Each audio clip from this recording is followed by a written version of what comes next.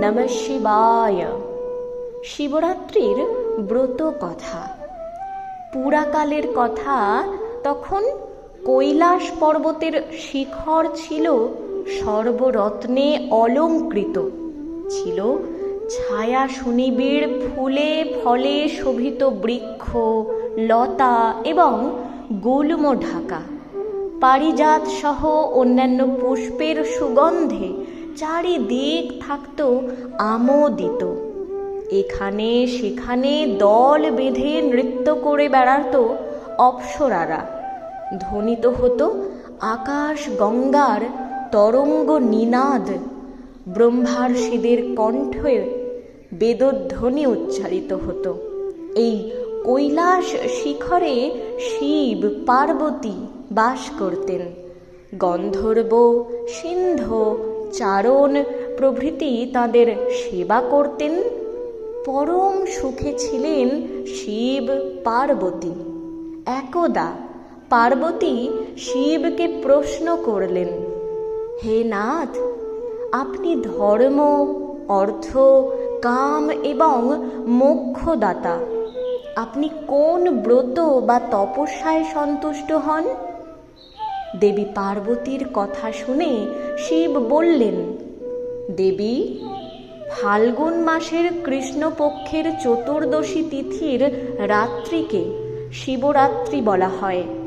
এই রাত্রিতে উপবাস করলে আমি অত্যন্ত প্রীত হই, সন্তুষ্ট হই। স্নান, বস্ত্র, ধূপ, পুষ্প এবং অর্চনায় আমি যতটুকু সন্তুষ্ট হই, তার চেয়ে অধিক সন্তুষ্ট হই শিবরাত্রির উপবাসে।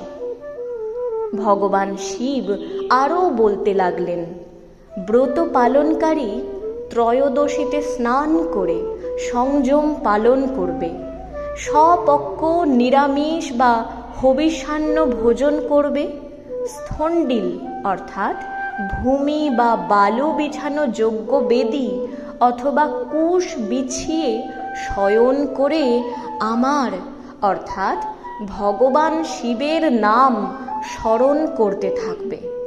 রাত্রি শেষ হলে শয্যা ত্যাগ করবে, অন্যান্য আবশ্যক কার্যাদি সম্পন্ন করবে।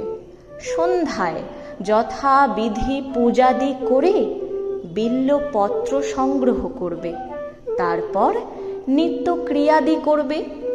অতঃপর স্থণ্ডিলে তথা যজ্ঞ বেদিতে, সরোবরে, প্রতীকে বা প্রতিমায় বিল্বপত্র দিয়ে আমার পূজা করবে।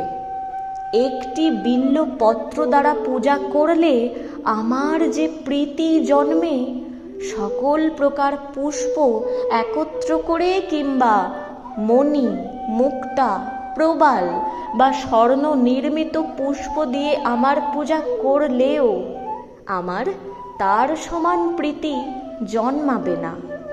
প্রহরে প্রহরে বিশেষভাবে স্নান করিয়ে আমার পূজা করবে।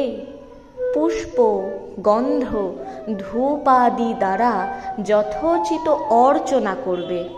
প্রথম প্রহরে দুগ্ধ, দ্বিতীয় প্রহরে দধি, তৃতীয় প্রহরে ঘৃত এবং চতুর্থ প্রহরে মধু দিয়ে আমাকে স্নান করাবে এবং পূজা করবে। এছাড়াও যথাশক্তি নৃত্য গীতাদি দ্বারা আমার প্রীতি সম্পাদন করবে। পরের দিন ভক্ত আমার পূজা যথা নিয়মে পালন করবে। হে দেবী, এই হলো আমার প্রীতিকর ব্রত। এই ব্রত করলে তপস্যা এবং যজ্ঞের পুণ্য লাভ হয় এবং 16 কলায় দক্ষতা জন্মায়।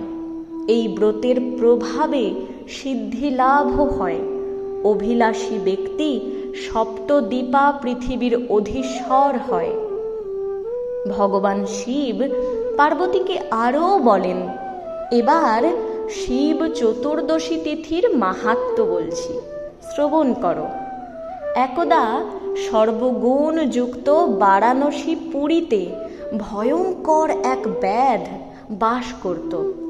বেঁটে খাটো ছিল তার চেহারা, আর তার গায়ের রং ছিল বেজায় কালো।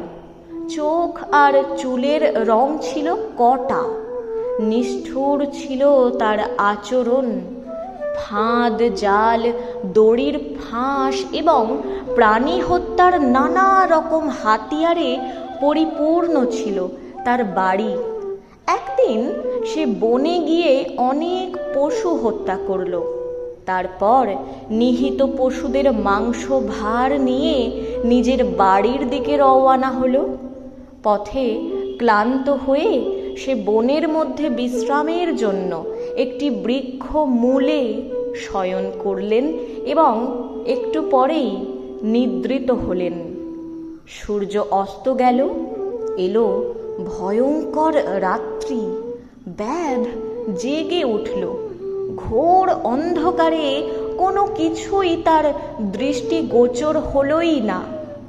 অন্ধকারে হাতড়ে হাতড়ে সে একটি শ্রীফল বৃক্ষ অর্থাৎ বেল বৃক্ষ পেল। সেই বিল্ল বৃক্ষে সে লতা দিয়ে তার মাংস ভার বেঁধে রাখল।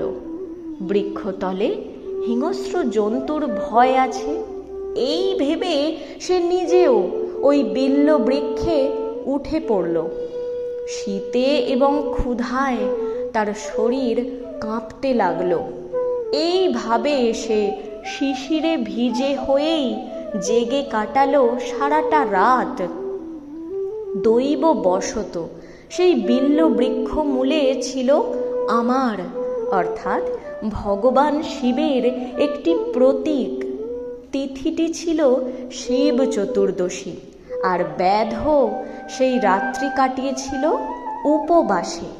তার শরীর থেকে আমার প্রতীকের ওপর হিম বা শিশির ঝরে পড়েছিল। তার শরীরের ঝাঁকুনিতে বিল্লপত্র পড়েছিল আমার প্রতীকের ওপর। এইভাবে উপবাসে বিল্লপত্র প্রদান এবং শিশির স্নানে নিজের অজান্তেই ব্যাধ শিবরাত্রি ব্রত পালন করে ফেলল। দেবী, তিথি মাহাত্ম্যে কেবল বিল্লপত্রে আমার যে প্রীতি হয়েছিল, স্নান, পূজা বা নৈবেদ্যাদি দিয়েও সেই প্রীতি সম্পাদন করা সম্ভব নয়। তিথি মাহাত্ম্যে ব্যাধ মহাপুণ্যে লাভ করেছিল। পরদিন উজ্জ্বল প্রভাতে ব্যাধ নিজের বাড়িতে চলে গেল। কালক্রমে ব্যাধের আয়ুও শেষ হলো। যমদূত তার আত্মাকে নিতে এসে তাকে যথারীতি যম পাশে বেঁধে ফেলতে উদ্যত। অন্যদিকে আমার প্রেরিত দূত ব্যাধকে শিবলোকে নিয়ে এলো, আর আমার দূতের দ্বারা আহত হয়ে যমদূত যমরাজকে নিয়ে আমার সমুজ্জ্বল পুরোদ্বারে উপস্থিত হল। দ্বারে শিবের অনুচর নন্দীকে দেখে যম তাকে সব ঘটনা বললেন।